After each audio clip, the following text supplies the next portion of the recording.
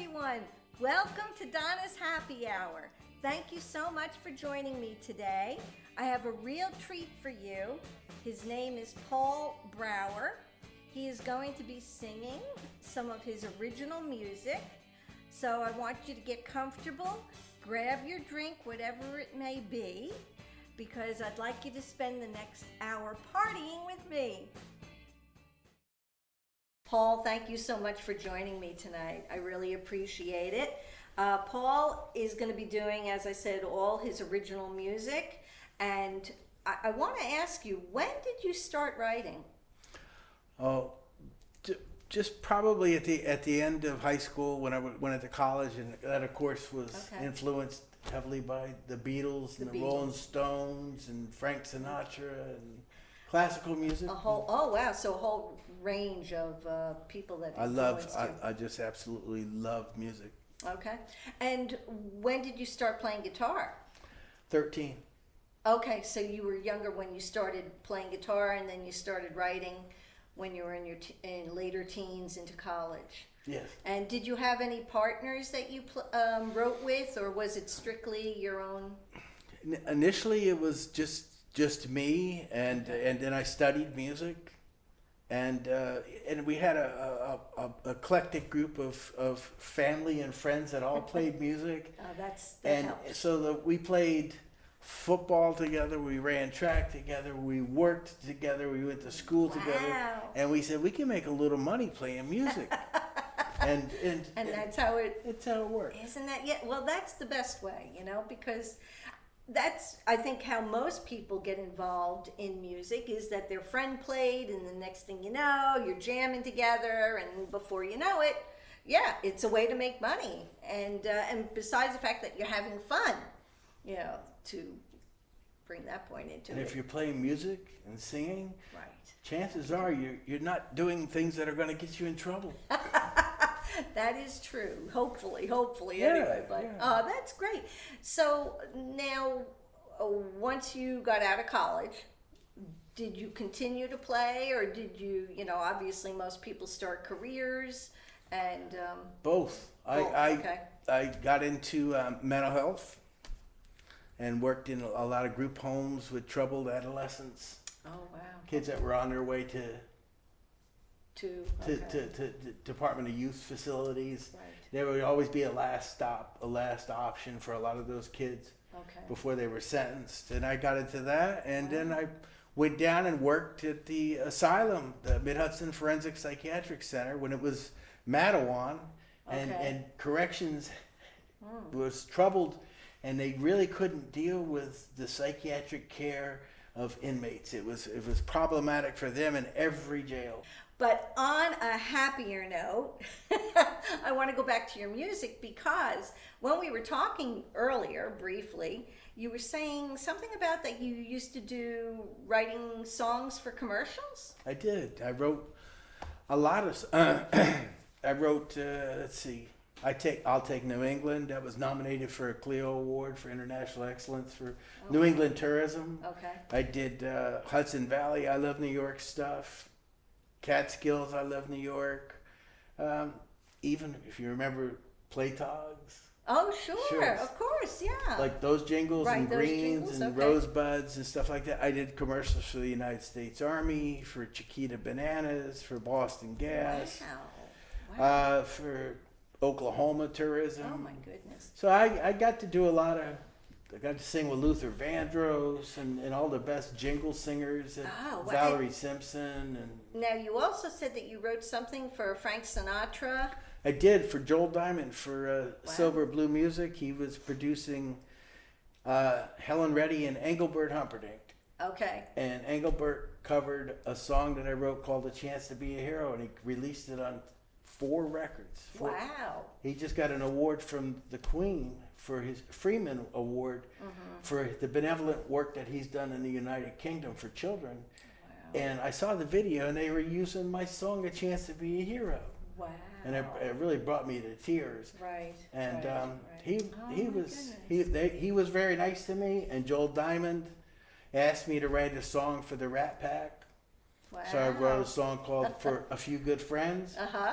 And they demoed the song, but Dean Martin's son was in the United States Air Force, and he crashed a fighter jet and died. And Dean went into such a deep depression that the loss of his son actually killed him. Wow. Oh, I didn't realize that. That's But, horrible. you know, I've written a lot of songs, and I've worked with a lot of wonderful people. Tommy Sellers, who did Rock the Boat, Heaven Must Be Missing an Angel, Okay. Rhinestone Cowboy, and Oh my goodness. with Glenn, he just the lineman from the county. Come on, help me out here. Right. Help me out here. Country boy, you got your feet in L.A. Yeah. But your mind's on Tennessee. Now you got me on Glenn, but it's. Yeah, just an amazing. He was a session musician, and he got Alzheimer's, and his daughter kept him on the road until because it was what he did. Right. And he was reading lyrics. Oh my goodness. I know who you're talking about. For some, I'm like totally. It'll come to us later. But Rock the Boat, and then Tommy did Heaven Must Be Missing an Angel with Tavares, and he did the overture from Tommy with the Who and the London Philharmonic. Oh my gosh! And he had heard a song I wrote. I was pounding the streets of Manhattan trying to get a job. Right. And he heard a song, and he called me from the 1978 World Series in L.A. and said, "I just heard a song that you wrote. Can you be in Manhattan on Tuesday?" Wow. So he's calling me from the World Series. From the World Series. Oh my gosh. And that's fantastic. He ended up publishing a lot of songs that I did. That you did? Wow. And I got to work with Aretha Franklin. You know, I was in the studio with Steely Dan and Billy Joel and Art Garfunkel, and were recording, and Stephen Bishop, the Go-Go's. Wow. I was just seeing all this stuff happening. I just, because it was so funny the other night when we went to see Don Oriolo at the cutting room, and Angie said to me, Paul's just down the street recording. And I was like, oh, well, I hope he gets to stop, by. But I didn't realize, we hadn't talked that much. Your full extent of your background and your music, I love hearing stories about this because it's a life that obviously is so full between that and everything else that you've done in your life. That's really quite an accomplishment, and you should be very proud of yourself for all the, I feel indebted. I really do. Mm-hmm. And I was talking to Clay before, and Angelo, and anybody that really knows me, that we're going through such a tumultuous period in our great country.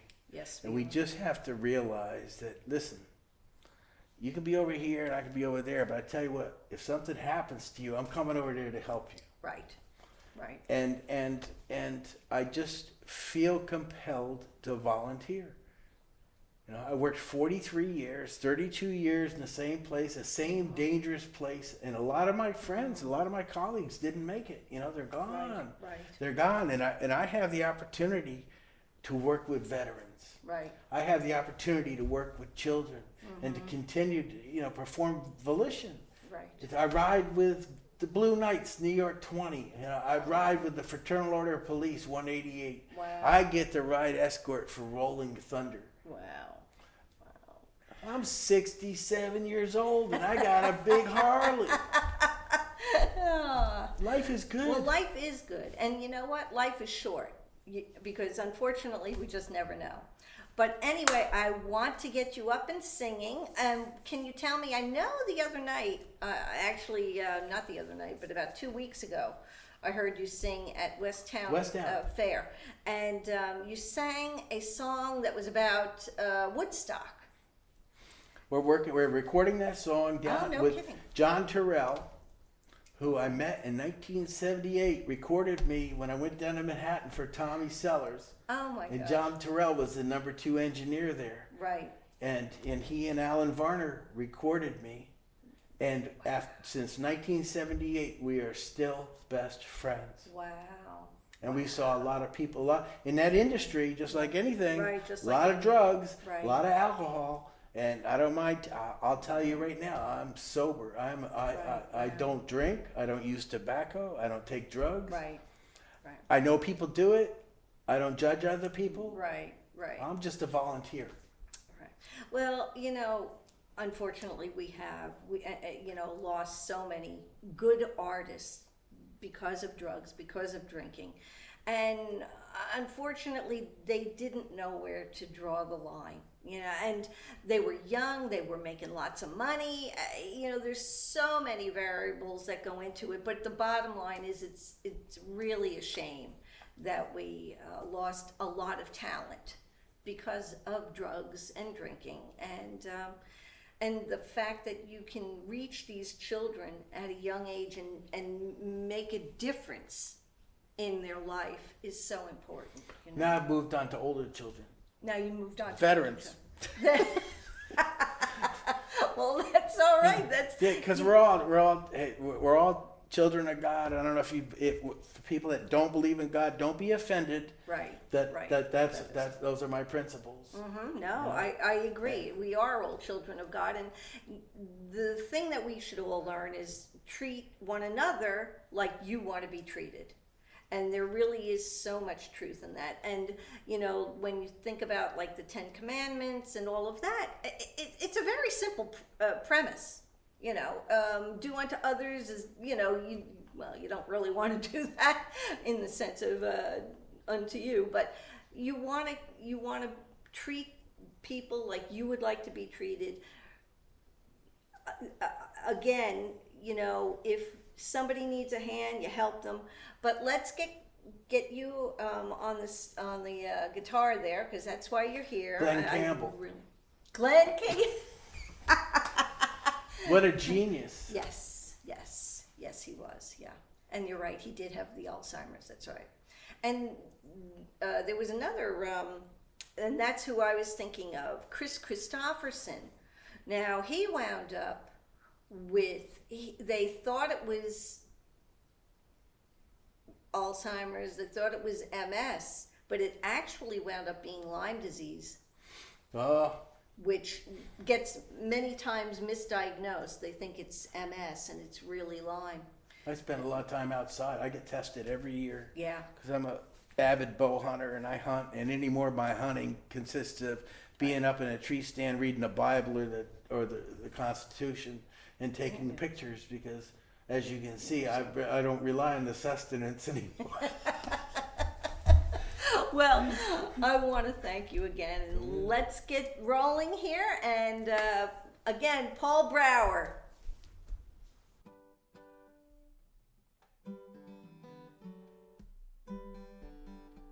In 1969, I let my hair grow long.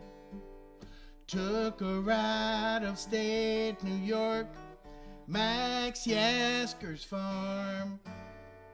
Rumors that the Rolling Stones, Beatles, they might come. I had to get a ticket, I didn't want to miss it. Just have to stay back home. The world was such a mess, and we all came to confess at Woodstock. My cousin was in Vietnam. I prayed that he would come back home, waiting on a miracle that the world could just get along. So we put our tie-dye on, let our hair grow long. There was a purple haze and we kissed it. If you wasn't there, you missed it. We all rode on that magic bus all the way to Woodstock. Hendrix played our song, Sly and the Family Stone, Crosby, Stills, and Nash. Why the whole world sang along at Woodstock. Down came the rain, the Stones and Beatles, they never came. Santana tore it up and I never was the same. You could put your tie-dye on, let your hair go gray. We could all sing Kumbaya and pray it ain't too late. There was a purple haze and we kissed it. No one could have missed it. You all rode on that magic bus all the way to Woodstock. Hendrix played our song, Sly and the Family Stone, Crosby, Stills, and Nash, why the whole world sang along. The band was slamming, the Dead was jamming, Johnny Winter, Leslie West, and Jeff Beck. CCR, they was riding on that airplane, the whole world sang along at Woodstock. In 1969, I let my hair grow long. Yeah, in 1969, I rode my 160 yellow Honda up to Bethel because I knew there was a concert going on. They weren't going to have it in Woodstock. They weren't going to have it in Walk Hill, but they were going to have it on Max Yasker's farm. So I got up there days early and chained my motorcycle to a tree and followed the noise and started helping them pull speakers up into the stage right tower and was there throughout the whole event. And it changed my life. It just changed my life. And it's really great to see what Alan Gary has done with that facility today and to be able to go back there and to see that historical designation. So we're working on a little song called 1969 Woodstock, taking it from Francis Tavern, from where George Washington did his farewell speech to his officers at the end of the Revolutionary War. And we're using this soundtrack, and we're going to take it up and film that designation, Woodstock. And hopefully we're going to be able to do something with this to help veterans and people that are suffering from abuse, whether it's alcohol abuse, drug abuse, whatever kind of abuse, because, you know, we're all volunteers.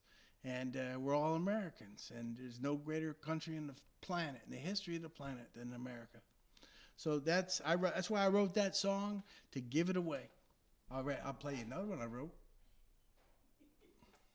Want to hear another one? Absolutely. Yeah, okay. I got this here thing I'll put on here because it's just it's unusual for me to play alone unless I'm home. So I feel like I'm home now.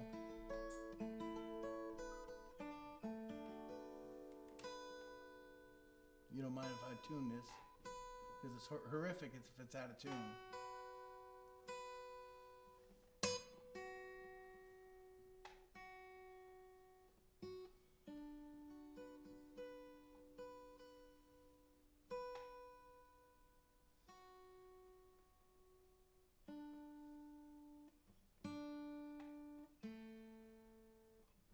You ever been to the Outer Banks? Been to the Outer Banks? I took my wife there because I like going down to Wilmington to see my Uncle George, who's going to be 90 years old April the 13th. And if any of you local guys, Steve Quick or Jack Scully, any of you guys are watching, Wagner Brothers, Ray and Dottie, I know you're all in the area, Paul Carroll, Bobby Dunn. We made it. But the Outer Banks, I wanted to go there, and I ended up going there and falling in love with it, and the history, and Sir Walter Raleigh and the colony Dare, where Virginia Dare disappeared, and there were the Algonquin and all the stuff going back to the time of the Mayflower. But it's just wrong because you're sitting out 20 miles out into the Atlantic Ocean on this thin sliver of land.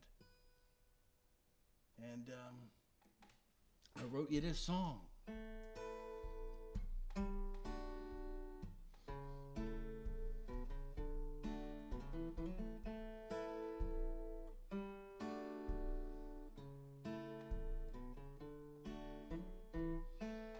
Down 95, my Cadillac shaking, very much alive. Baby, she's sleeping. So we take a ride, Chesapeake. I wake her up, take a peek. We ride the wind, another state, and it just rolls on ya. Let it just roll on ya. By the time she awakes, we'll be sitting in the Outer Banks.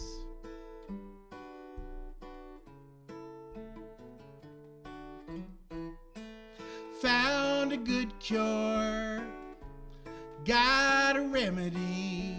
Get on the road and follow the shore. History, mystery, here's a little bit of comedy. Here's your potion, put your feet in the ocean, let it roll on ya. Let it just roll on ya. Well, there's no mistaking when you're sitting in the Outer Banks. Roll on. We got to go just as far as you can till you run out of road. No mistaking when you're sitting in the Outer Banks. Letting it roll on. Letting it roll on. So, good night. Sleep tight. Tomorrow be just right. We'll make some memories. And chase them on, and chase them on, and chase them on down the road.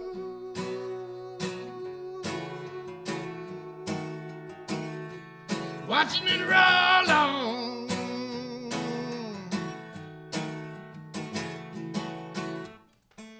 Down old 95, my Cadillac shaking, but she's very much alive, and my baby, she's sleeping, and it just rolls on. Let it just roll on ya. Well, there's no mistaking when you're sitting in the Outer Banks. Roll on. We gotta go as far as you can till you run out of road. By the time she awakes, we'll be sitting in the Outer Banks. Letting it roll on. Letting it roll on. Everybody sing it with me, go now. Hey, rocking and rolling. Oh, hey, rocking and rolling. Hey, rocking and rolling. Hey, rocking and rolling. Whoa, down on 95, my Cadillac shaking, but she's very much alive. And my baby, she's sleeping, and I'm listening to the Rolling Stones. Well, I've known love, I've known pain. When tears are falling, you got to feel the rain. Just wait till the sun is over, baby. The sun gonna dry up all the tears you cried, because our love is on the rise. Oh, yes, it is. I can't promise sunshine and wine. We're gonna get our share of rain, but it won't rain all the time. Never giving up on no good thing. Long as we got a prayer and a good wind. So give me your love, give me your hope, give me your confidence. Give me a hand, give me a kiss, give me all this, baby. Not changing, not a lick, no, no. I'm hopelessly romantic, baby. Oh, yes, I am. We've got too much invested. Our love has sure been tested. I'm holding on to this. Give me a hand, baby. Give me a kiss. Don't think Everything about love is great. It's really, really hard on the heart. We can make it work, we can make it work if we work at it hard enough. Give me your love, give me your hope, give me your confidence. Give me a hand, give me a kiss, give me all this. Give me your love, give me your hope, give me your confidence. Give me a hand, give me a kiss, give me all this, baby. Give me your love, give me your hope, give me your confidence. Give me a hand, give me a kiss, give me all this, baby. Not changing, not a lick, no, no. I'm hopelessly romantic, baby. Oh, yes, I am. And I've known love. Come in, Armello.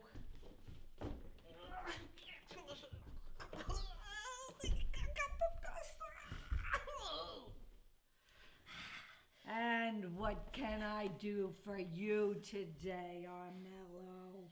Well, Mrs. Voodoo, Yes? the last time I came for you, look what happened to me. I got bad luck.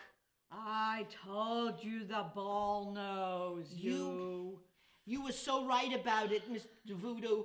I should have listened to you from the very, very, very start. Yes. I didn't lie. This is what I tell you all the time. You never listen. Your mother must have went through the same thing. Oh. How'd you know? Oh, you're psychic. Of course you know. That's right. The ball told me that ball. too. What can I say? About that ball. Something about that ball. That ball. Don't you make fun of that ball. I know. Oh, my goodness. I have total respect for you, Mrs. Voodoo. I not only that, but I know I'm gonna make you happy now. I'm not so happy, and I don't think my ball is either. Well, please, I'll make you happy by singing to you. How would that be? If that other fella, Bill Bolger, Chris Bolger sang to you. Chris Bolger. Oh, Chris is so wonderful. Oh, I just love that Chris. Stop talking about it, please. Stop talking about Chris. Oh, he makes my heart go ping. No, stop talking about it. Oh, so what are you going to do for me? I'm gonna sing to you. I'm gonna croon you. You're going to croon me. Okay, ready? I'm just so elated. If I get this chord. Wise men say only fools rush in. Oh, I can't help falling in love with Madame de Voodoo.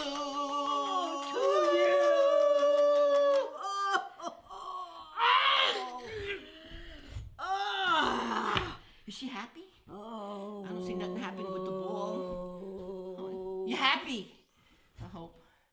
Hit the road, Joe, and don't you come back no more, no more, no more, no more. Hit the road, Jack, and don't you come back no more. What'd you say? Hit the road, Joe, and don't you come back no more, no more, no more, no more. Hit the road, Jack, and don't you come back no more.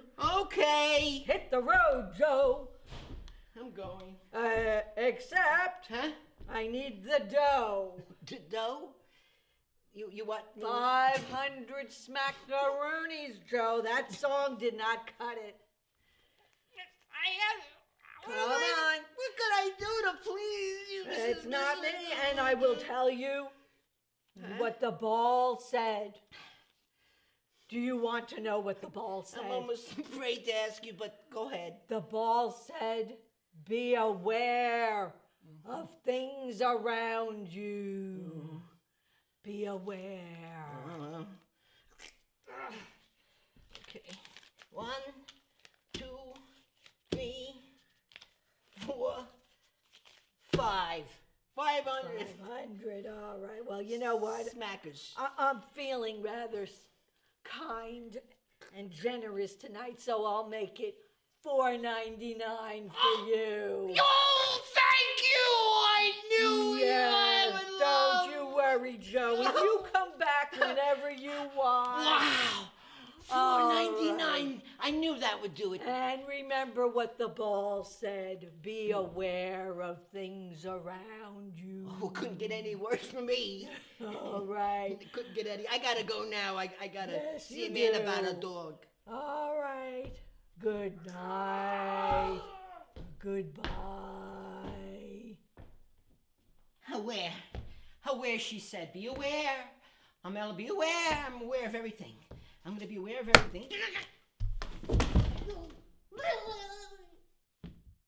Today I am here at the Antler Ridge Wildlife Sanctuary with Kelly Simonetti.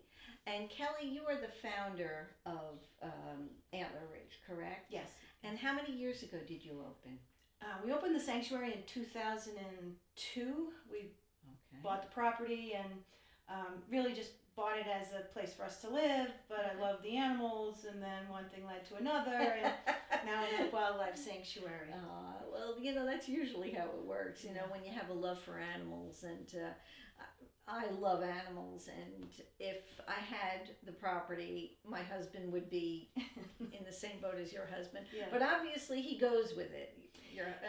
Well, we've been married a long time, so he does that's go right. with it, and I give him a title. He's Waste and Water Management, which makes him important. Oh, So when he has a title to work here at the sanctuary, he embraces it as part of it. Oh, that's great. Well, I did want to say that this is Newton, New Jersey, and again, it is Antler Ridge Wildlife Sanctuary. So I am just going to ask a couple of questions here that I wrote down. Did you work at like other places? Because to do wildlife, what you're doing, which is rehabilitation, is not something that everybody can do. So did you go for training? How did you get started with that part of it? So, yes. So my background is I'm a registered nurse, so I've always been a caregiver. I loved animals all my life, so I did volunteer at lots of organizations while I was working. Okay. And then when we moved up here, it just seemed more logical of a progression of wildlife. In the state of New Jersey, you do have to have a license to do what we do. To do what you do, okay. So I had to go to a full year's worth of training, of wildlife training, Wow. handling the species and safety and disease control and everything. And Okay. then you have a choice to open up a sanctuary. So at that time I decided it was the right thing to do, and we opened it up on a small scale, and Right. the state comes and inspects you, and every year you have to be recertified and take ongoing classes to okay. maintain your license. Your certification or whatever. Now, because you have several different types of animals here, now we got to view a fox, a porcupine, some squirrels. Do you have to take classes and courses for each one of those? The state breaks it down to 3 categories. It's Okay. either avian, reptile, or mammal. Okay. So I chose mammal. That's what I'm most familiar with, most comfortable with. And then when you choose mammal, you get cat interruption. We have a little kitty here. When you choose the mammal, then you concentrate on all the species that are within the mammal category. Okay, interesting. Okay, very good. And are most of the animals brought to you by other people? People have to. Most of the times, it's a human-animal collision.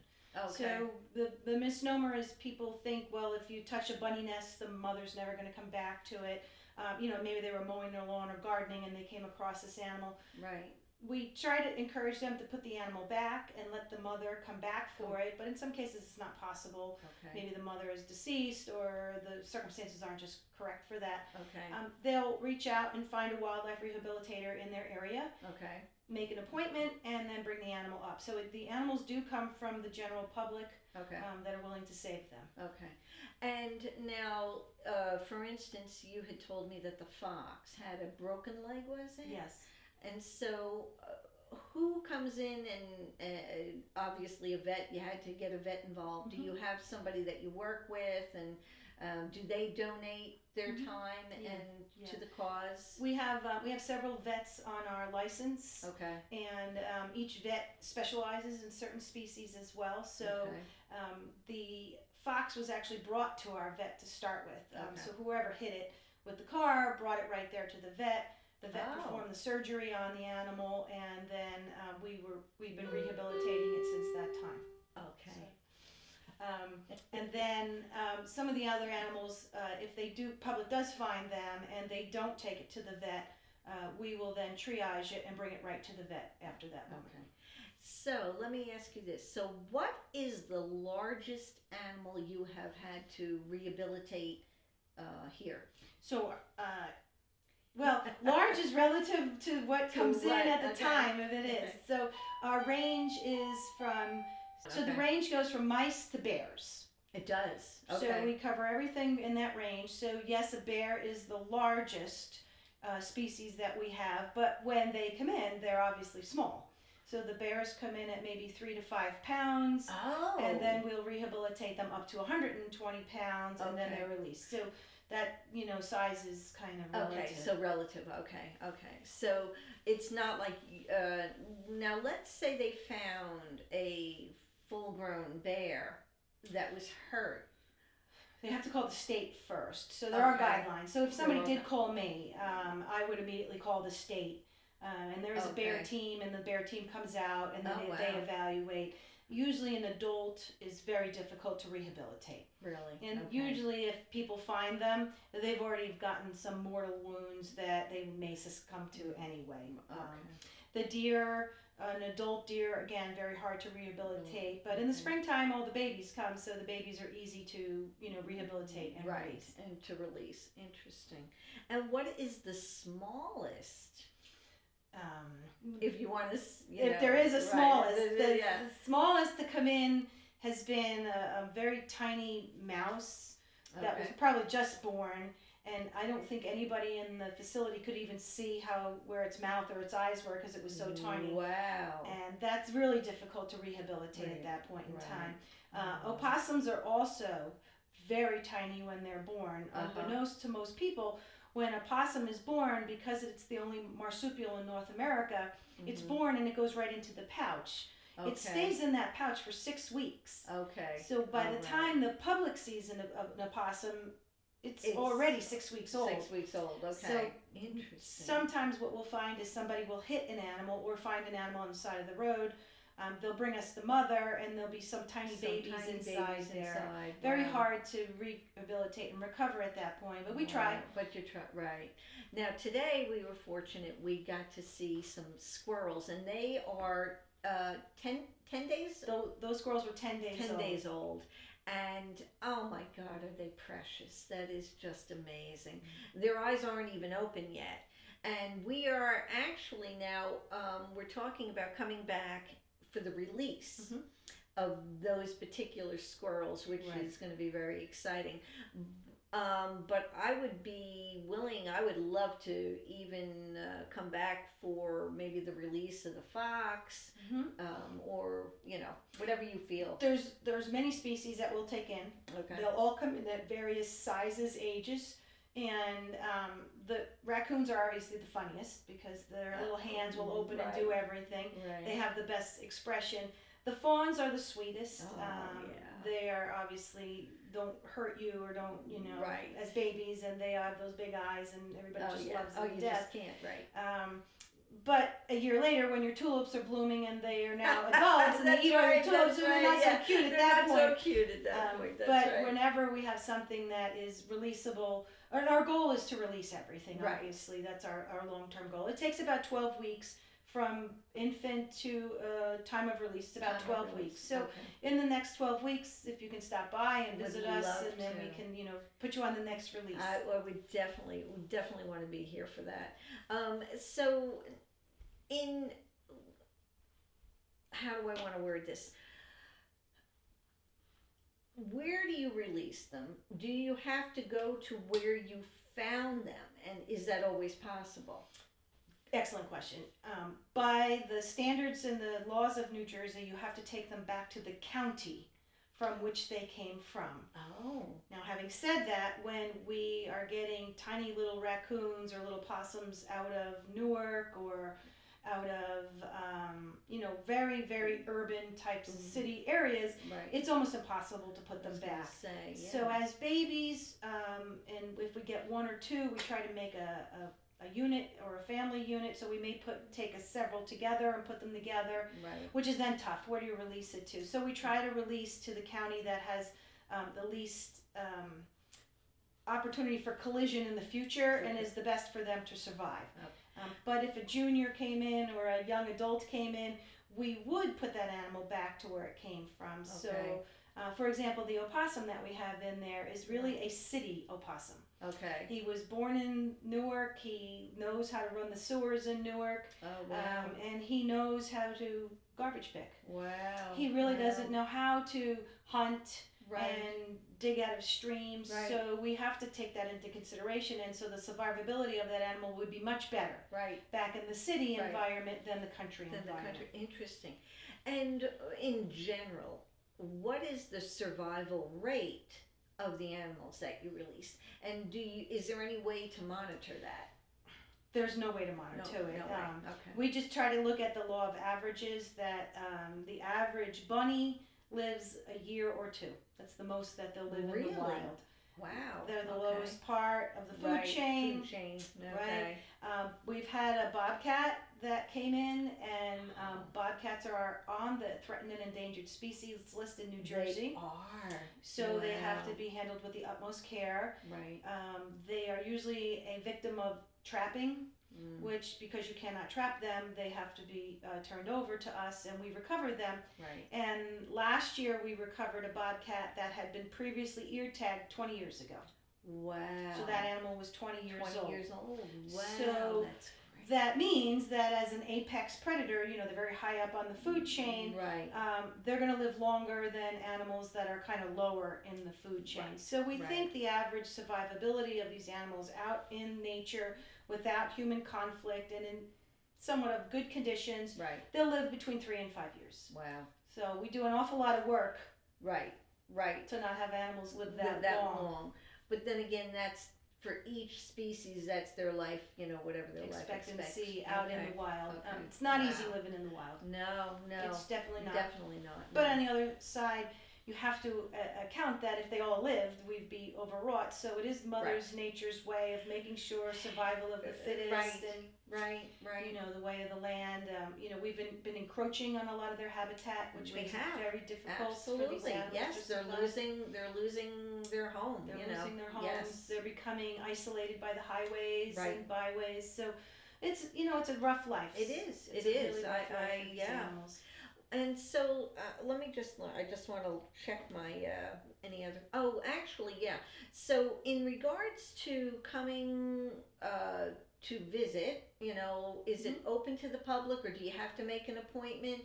What are your hours? How many days a week are you open? Right. We are open 7 days a week, obviously, because the animals Okay. are required 7 days a week Right. care. Right. But for the public, it's by appointment only. Okay. We're not a zoo, we're not a petting zoo, because Right. the stress of the humans on these animals in recovery would be very high. So we Right. don't want these animals to think that humans are nice. Right. We want these animals to be released and be properly rehabilitated. But it is important for the public to understand what we do. Right. As a mission, as a nonprofit organization, we require support from the public. So we want the public to admire what we do and support, maybe even volunteer from time to time Right. with us. So it is by appointment only. Okay. People can call us. Usually those tours are about an hour and a half long. They are focused on education and conservation, and people can call and make up those appointments. Well, I think it's very important, as you said, to educate the people about it, because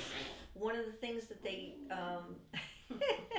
we have two cats here that are not too happy with one another right now for some reason or another, but it is very important that they realize that anything that you plan to release, you don't want to handle and make it a pet, because it does obviously make it much more difficult to acclimate them back into the wild. Exactly.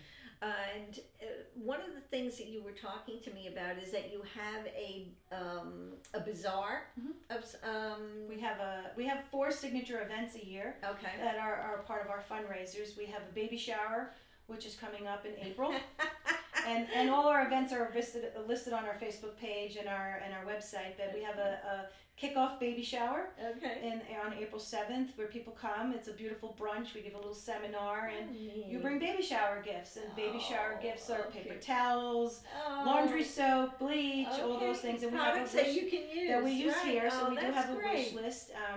Our second event of the year is called Under the Tuscan Sun, which is a magnificent Italian dinner at a winery. Bracala Winery is our sponsoring winery, and so we have a big Italian dinner. We have entertainment, and then we have a big event here called Hay Bales of Hope, and we open the farm up to the public, and it's in conjunction with Breast Cancer Awareness. And then we end the year with our Holiday Bazaar. And that is a one-day event, Christmas shopping extravaganza for everybody to help us support the sanctuary. Everything that is at that holiday bazaar is made by our volunteers. And we have a big cookie event that we have. It's called Frankie Banky Famous Cookies. And then a lot of the products that we have here as retail we'll be selling there as well.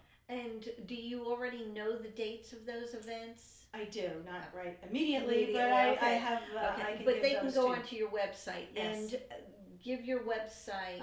The website is www.antler-ridge.com, and our Facebook page is Antler Ridge. Very good. And let me just double check my notes here. My memory's good, but not that good. And okay. And you are a nonprofit. We already went out about that. How about volunteers? Do you need volunteers? And what do the people that are interested in possibly doing that? What can they expect? Volunteering is the basis of our operation. Right. That makes sense. We are 100% volunteer. But having said that, not everybody is capable of doing everything. So the range of volunteers that we look for are animal handlers, animal feeders, food preparation people, crafters, cooks, because whenever we do have our fundraisers, we try to cook and provide the food on our own. And builders, people who can do construction, because our cages are always falling apart and always need repair. People that can do grounds work. We have a couple of master gardeners that will come and help make the place beautiful. We have a garden that we use just for pollinators because we do have beehives here. I saw that. Yes, that's wonderful. So people to participate in any level. People who've been retired teachers are great because we do a lot of education and outside of the sanctuary in the community education. So we just did our big recruitment for volunteers because we do a big recruitment in the beginning of the year so we can do a lot of training, but that's not to say that if people aren't really extremely interested, I always suggest come for a tour. Right. Make sure it's really something that you can think of, that you can commit to, because we do ask for a 4-hour commitment once a week. Right. And then we put you through the training process. That's great. And then you become a team member. And so they would contact you through your website about that? Yes, so they can email me directly through the website. There is a whole section on volunteering and all the requirements that are posted for that. For that, okay, great. And let's see. Well, we already did that. I pretty much. Is there anything that we didn't cover that that you feel is important to know? I think it's also important to understand that as we do wildlife rehabilitation here. It is 120 acres. It is a working farm as well, and we do a lot of conservation projects here as well. Because if you don't have conservation projects like saving some of the land, removing invasive species, you really don't have then the places to release the animals to, right? So it is a delicate balance. So we do a lot of conservation programs here. We're working this year with the New Jersey Audubon for a bird called the golden wing warbler. and it is also a threatened and endangered species bird. Oh, wow. We cleared 12 acres in the back specifically for this bird. Oh, really? Wow. And the habitat is perfect, so we're hoping this spring the birds will come in and start nesting. If that is the case, then we're going to open it up to the public for photo opportunities for these birds. Nice. For bird watching, Right. because the area will be 12 acres, it will be all fenced in, and it will be dedicated for the birds. So Wow. we don't rehabilitate birds, Right. but we right. have to provide resources for these birds to thrive. Right. We also offer internships for students that are Okay. going to veterinary school or conservation school. So we offer internships for the summer for them. Oh, wonderful.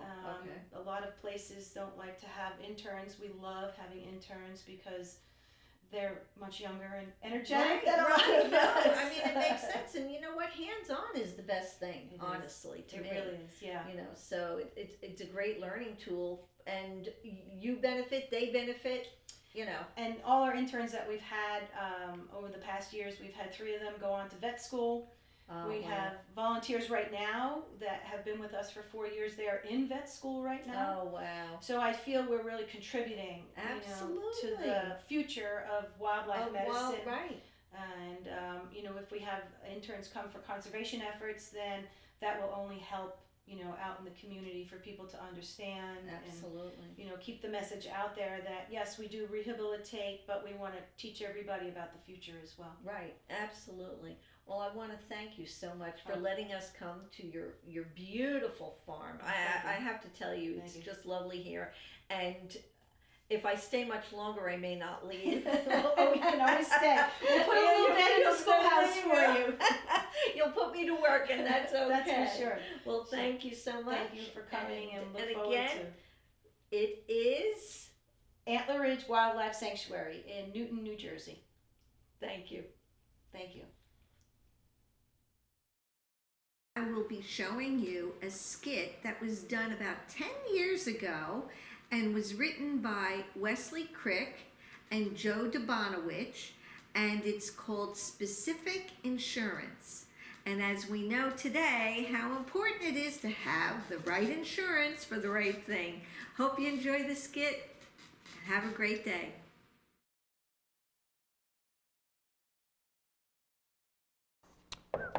Oh, come on in.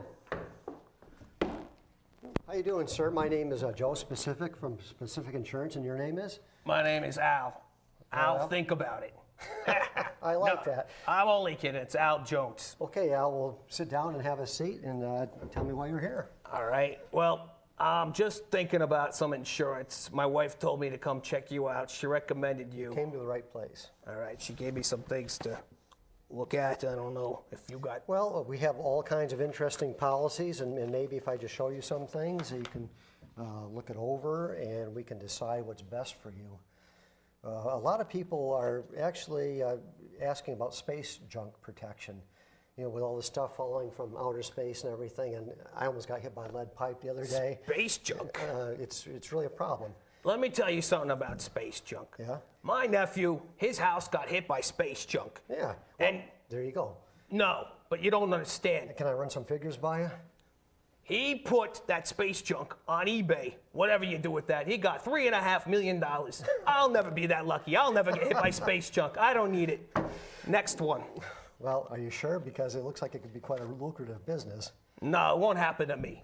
Okay. Never. We'll bypass that one, but something on a more practical level, we have Yes, that's what I want, practicality. the Bouillon Booster is a very, very Bouillon updated Booster. insurance, because there's been many times I've been to restaurants and I get a cup of soup, it's flat tasting, it needs more bouillon. They don't give it to you, they want to charge you extra. Exactly. I want to be covered for this stuff. I'm like you, I like to eat good, and I like to taste love what I'm eating. soup with a lot of bouillon in it.